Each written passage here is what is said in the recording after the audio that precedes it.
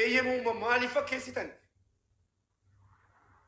ana maaliifi muka ibiddana gootan gidduutan eeyyamu maalitti kan gaafatamu maaf ilma koo hin taane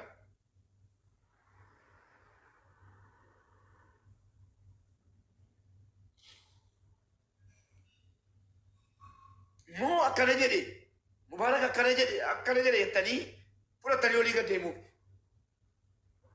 lakkee eeyyamni wayii hin gaafatamu waan ilma koo nama eeyyaman mootummaa eeyyaman gaafadhu waan ilma koo nabiyyi kiyya irratti nabi Muhammad irratti ilma koo fiidaa satafaanii nasitti shiidaa wajjin jettuu miti shiidaa waraabamee si gaddifamnaan du'itii gootee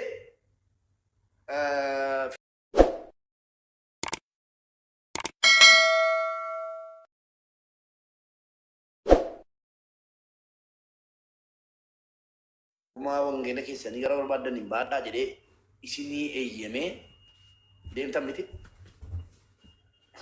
أمانتي تامنو نبي محمد أنا أفسرنا دي ما دام بوليتيو بوليسو أبام برباد سببي نبي محمد غويا داتي كاسي بروكي نا غودي دي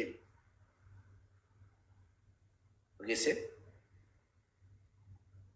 أبام برباد بران ترى يدبر ربنا مانغلو رحمته ما كيسا رحمتuma isaa keessa tarii wanjala koo naa dhiisee nabiyyi an oggaame qabargan dhaladhe yaadaa jiruun wal argaa jedhen khayrii si oolaa jira tarii manuma ollaadhuma isaanii dabarfadhaa jedheetani halkanii guyyaa kana dhamaa jiru malee waa miindaa wayinaa kafaltee miti rahmata rabbii irraa garaa muratan nabiyyi abbaan koo yaadaa du'an anis argaadhaadha jedheetan olii gad halkanii guyyaa siidhama haa jira malee waanaa kafaltee yookiin immoo waanaa gootaafi miti dhageesse khayriinan sii oolu hundi isaa ergamaa koo nabi Muhammad alayhi salaatu wa salaam arguuf dheebon arguudhaaf akka ta'e hin dagatiin sita sita sintane nakan lagat aja lah dia min nabi tikesa lagi dia bertikesi tikesi rumah tiada gaya tahu bercunan do lah rabu wang dia robot gora dole wang mara cabang beku karu sama ya sendiri agak dibahati musamma ya sintu ume ulama onne aja akali bersama tulubun jiratan mal jelulata ulama onne ba khoti niria harra tulu jiratan mal jelul tule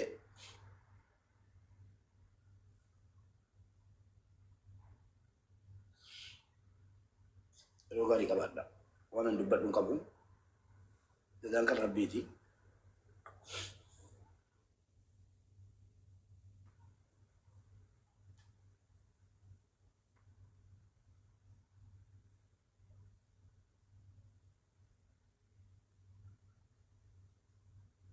muslimas berewon ko sima yerosini awaleni qur'ana tikese mal jattanu natimunu marwajisu malan eyyama malit kan sinna gafatan eyyama malit kan sinna gafatan mali filmo kontani ergama rabbi tikese jennan Rasul Rabbi tikesi jiran eeyama maaliiti kan gaafatamu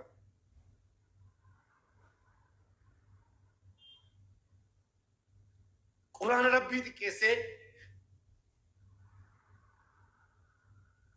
Nabi Muhammadin tikese eeyama maaliif fakkeessitan ana maaliifi muka ibiddana gootan gidduutan eeyama maaliiti kan gaafatamu maaf ilma koo hin taane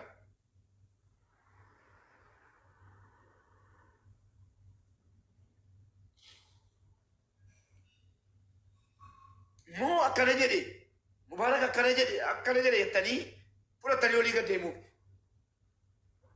lakkee eeyyamni wayii hin gaafatamu waan ilma koo nama eeyyaman mootummaa eeyyaman gaafadhuan ilma koo nabiyyi kiyya irratti nabi Muhammad irratti ilma koo fiidaa satafaanii nasitti nishiidhaa wajjin jettuu miti. Nishiidhaa waraabamee si gaddifamnaan du'itii gootee fiidaa kaa'ati jettu sanaa miti inni kan gooti. Manuu godhii eeyyama barbaadna kana annaan galleedha waa tokko lakkibbu abbaa fedhe yoo ta'e firoomnis hin jirtu Muhammad irratti obboleessummaan hin jiru inni hin beeknes dhagahe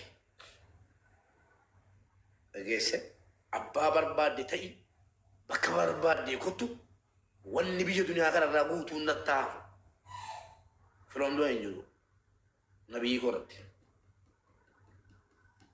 Kurang nanti kisah ilmu kok.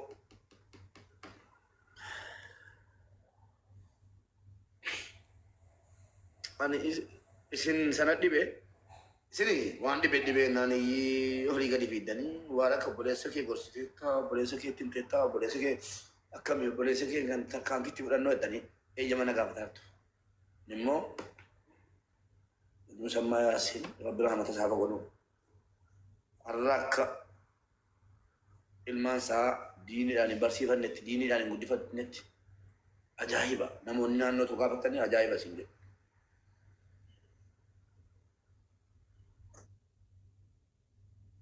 Akka waan inni diinii irratti guddifannetti. Dhugaadha kaleessa tarii isin gochiisuu danda'a. Kaleessa waan namnanaa asitti jedhee gorseera qobaatti. Gorseera qobaatti. Mee immoo seenoon baadhaa al tokko nama irrattan gorsaan jedhe nama irrattan itti maan jedhe badiidhaa kun.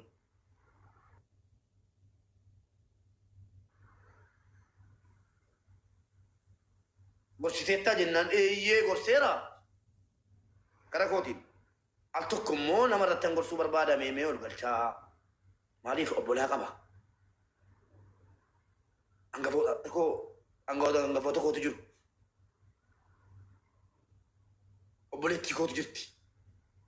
Hangafti koo qotisuu kootu jirti. Qobaa koon murteessaa. Kanaaf anniyyi yoon dogoggoree dhiifama.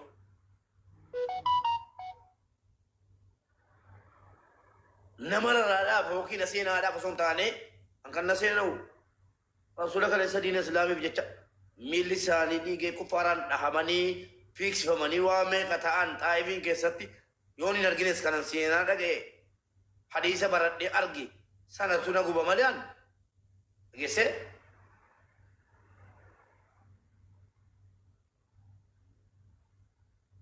onni nabiyyi koo jedhan nama raruun jiru.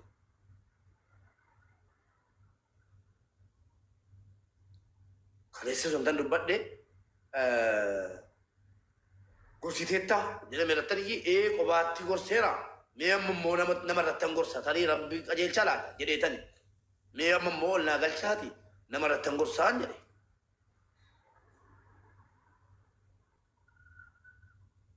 Maali egaa bakki ani itti balleessise kami?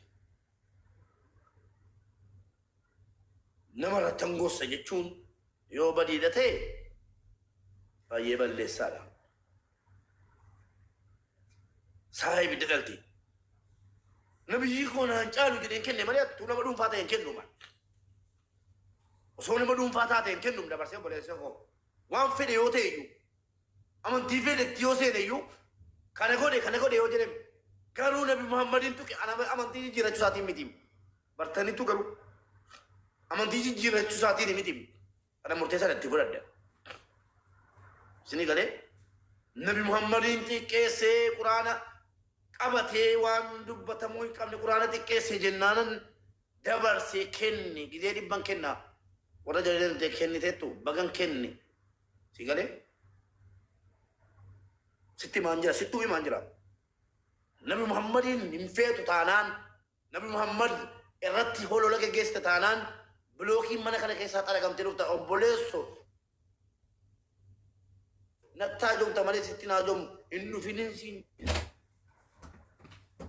nabi Muhammadin jaalachuu keessa akkana machaa itti nala sana na gosu barbaadai jireenya abbaa fedhe wajjin hin fedhu waa'ee nabi Muhammad irratti waa'ee quraanaa irratti abbaa barbaade wajjin jireenyi hin hafa dhaabata anaaf sarara diimaadha kanan amantaa namaatti hin buuneef akkati afaan kee nabi Muhammad itti ta'e quraanatti hin banneef bilookiin xaragee jala nama faallaa maal naa gootee nan si qaba jaree yeroo gaarii qabaadha. Obboloota koo har'a mubee irratti obboleessi isaa maammee fi mucaan inni kun awwaleen jechaadha irratti ka'aa turanii akkamitti awwalee irratti murteessita jedhanii mubee irratti ka'aa jiru jechaadha ijoolleen. Egaa mubeen dhugaa dubbachuu fi ijoollee nama baay'ee garaa hin ga'u jechaadha. Yeroo baay'ee wanta xiqqoo ishee yoo dubbate isumarratti ka'amaa jira. Akkamitti obboleessa koo irratti dubbata jedhee maammee shuf godhee arrabse jechaadha. Maammee mubeen baay'ee tokko boo'ee egaa nagaa hin daganne nagaa siniif haa ta'u warroota amantaan biraallee assalaamu alaikum siniin jedhe egaa naasuudha. Dhugaa waaqayyoo hedduu tokkoon gaddee siniin jedha obboloota koo viidiyoo kanarra waa baay'ee akka hubattan abdiin qaba.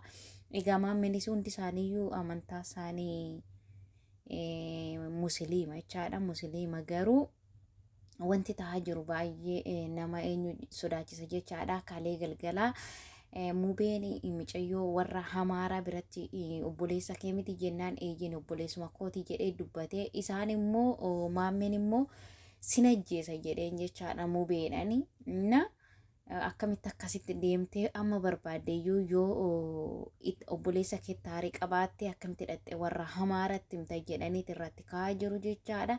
Dhugaa waaqayyoo baay'ee tokko nama gaddisiisa obboloota koo maal jedhee akkasinitti immoo hin beeku dhugaa waaqa jechaadha.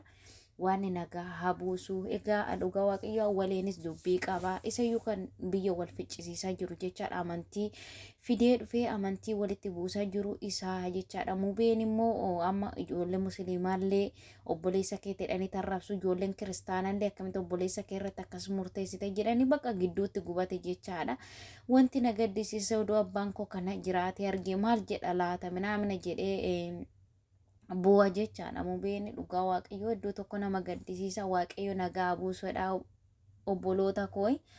Ani hunda yaada isaaniitti isaan kaa mubeetu na gaddisiise siniin jedha. Egaa viidiyoo kanarraa waan baay'ee akka hubattan abdiin qaba. Iddoodhuma tokko garaa na nyaatee siniin jedha. Waan nagaa aabuusu rabbi nagaa aabuusu. Dhugaa waaqa beekee osoo hin taane amantaa namaa walitti naqaa jira siniin jedha. Viidiyoo kanarraa kanuma irratti dhaabbata viidiyoon biraatiin amma walitti deebinuti nagaan naa tura. Baay'ee sin jaalladha baay'ee sin jaalladha. Viidiyoo kana laayik sheer gochuu hin dagatinaa isiniin jedha. Mucaan immoo obboleessi Mubaarak immoo baay'ee nama ficcisiisaadha. Mubaarak kophaatti hafe jechaadha. Maammeen illee mul'uj godhee arrabsee deemee jira. Baay'eedhuma tokko nama gaddisiisa obboloota koo rabbi nagaa buusu isiniin jedha nagaan naa tura.